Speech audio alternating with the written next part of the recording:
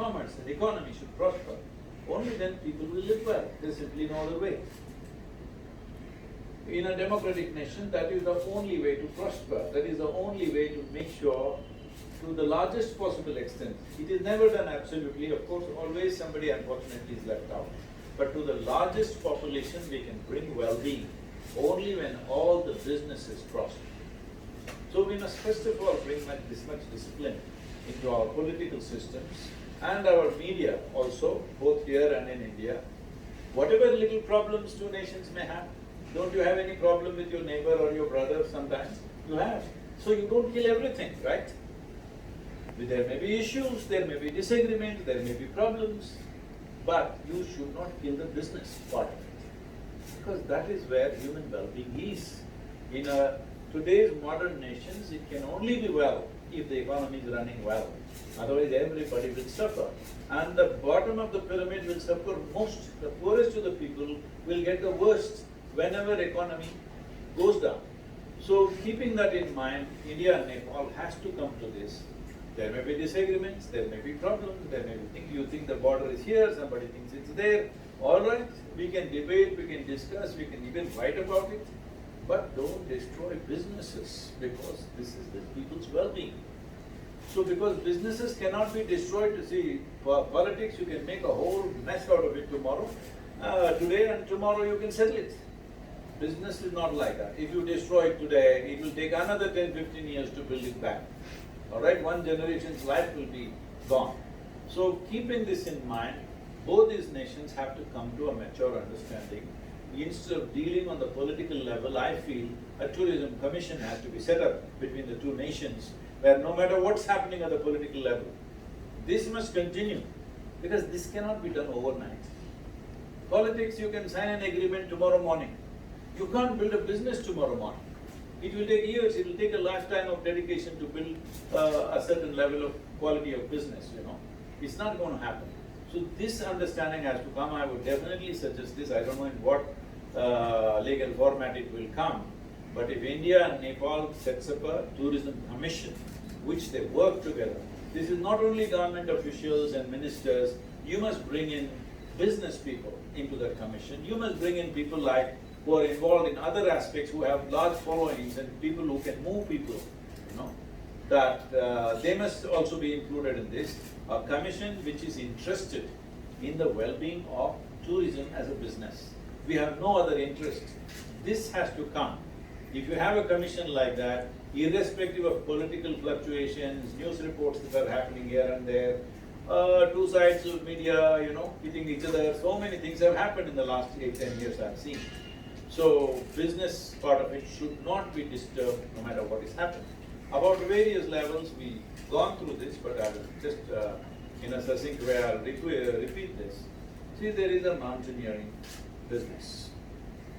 Mountaineering means everybody says Everest.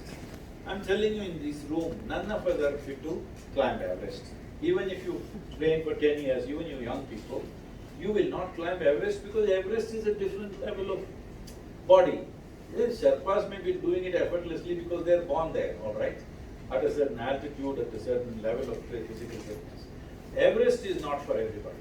But I have looked through Nepal, you can create, I was just telling them, but you can make it attractive by saying, there are 12 peaks that you can climb, which are just about 15, 16, maximum 18,000 kilometers. You don't need oxygen.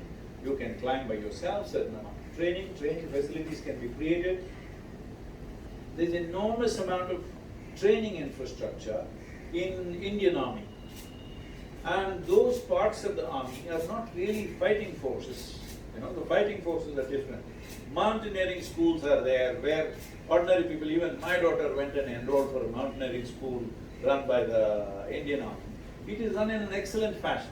You can ask them to come and train, or if there are institutions like that in India, in Nepal you can do it, but I don't think there's enough. So Indian Army has a lot of infrastructure for mountaineering training. You can bring 50, 100 of them, either officers or retired officers from India, who can come and set up a school and train initially Nepali police, Nepali army or whatever, or even Nepali youth, so that if you create an infrastructure of, let's say, 5 to 10,000 mountaineering training people. 12 peaks that you can climb. So we can advertise in the world. It's like a bucket list for you. That before I die, I want to climb these 12 peaks. It's not Mount Everest. Mount Everest is not a good thing to climb. Okay, it's too much. And it's for certain kind of people. It's not for all of us. 18,000 feet, you and me can climb. I have climbed 18,000 many times. All of you can do it with little training and effort. All of you can do it. That is the kind of thing you must set up. Mountaineering need not be Everest. Right now, mountain means Everest. Everest is another, it's almost like going outer space. It is an outer space kind of journey, mountaineering, climbing Everest. So we can set up mountaineering like that, but still it's a niche. Right now, the trekking routes that we have been doing last 15 years, I see all of them are ancient trade routes. Now with an effort to make roads in those trade routes that are happening, though initially it concerned me what will happen to these mountains if they make all roads. But when I travel and meet the people in the mountains, it means so much to them. You must see the level of excitement from Simicot to Limi Valley. Small hamlets which are there. Some of them are even like 15, 20 homes, that kind of thing. You must see the excitement. Everybody is so excited, a road is going to come, and vehicles are going to come, modern amenities are going to come. So you cannot deny human beings that. It has to happen. It's only that it's very important that it happens in a planned way. It doesn't just mushroom like this. I remember, where this is in, I think, 19. When was I? 19. I forgot. So we were 67, 76, 77. I wanted to come to Nepal and I was turned back at the border because I didn't have a passport. So many of my friends came to Nepal. It was such a big excitement to go to Kathmandu. Kathmandu as a city was way better than a whole lot of Indian cities. People wanted to come to Kathmandu. See what we have done to Kathmandu now. It's like when you're flying down into Kathmandu, unfortunately, it's looking like a slum. The problem is population has increased, people have come. Unplanned development has happened. People have just built as they know. It's already here, it's happened here. We can create some modern amenities. Around the city we can create certain things. I think Kathmandu badly needs that you must create a ring road and create an outer city of Kathmandu, which is more modern, more organized, not simply developing whichever way. But when you develop small establishments or villages or dwellings in the mountains, it's very important it's done in a planned way. Otherwise, people will bring disaster upon themselves, which is happening in Indian Himalayas. People have simply built. Every time there's a landslide, people are just getting wiped out. You know, when the Kedarnath, the Kanti Sarovar burst happened, nearly 18,000 people died. 18,000. Total wipeout. Because people have built in places where they should not build.